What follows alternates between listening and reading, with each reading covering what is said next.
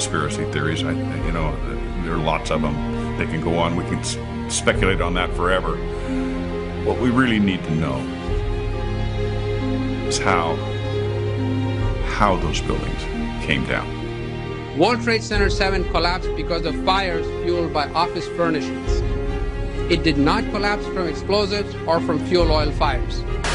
To undermine scientific integrity is to undermine our democracy. This is what NIST has done, denied and ignored crucial evidence. The American people absolutely need the truth of 9/11.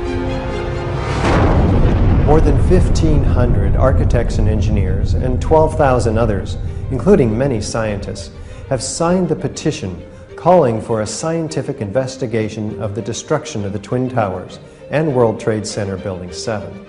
The report, issued by the National Institute of Standards and Technology, referred to as NIST, was not valid science.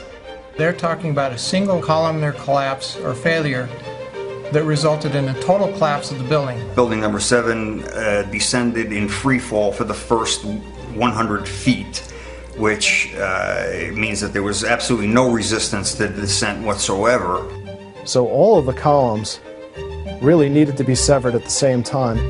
The symmetry is the smoking gun. NIST has admitted it went into free fall for 8 stories. You don't need to be an engineer or an architect to see what happened to those buildings. Dus dit is controlled demolition. Zeker weten. Zeker weten. What I saw, it was a classic implosion. The center of the core, the penthouse area, starts to move first, and then the building follows along with it. NIST excluded the document from FEMA in Appendix C that documented the evidence of melting steel. In an office fire, you cannot generate enough heat to melt steel. There were these iron microspheres present in all of the dust samples. They needed to have been formed in extremely high temperatures. All the characteristics of the microspheres, along with what I see in the attack of the beams that were actually found, tell me that thermite was involved in melting those steel beams. In the dust, what we have found is a modern version of thermite, which we call nanothermite. NIST concedes that they found no evidence for explosives. So then we asked them, well, did you look?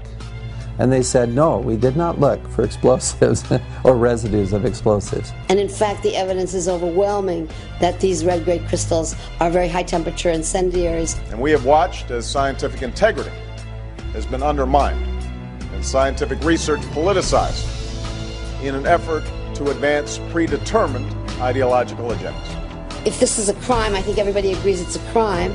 Evidence was removed from the scene of the crime. You can't do science when you are deprived of the evidence and when your hypothesis is the least valid instead of the most likely.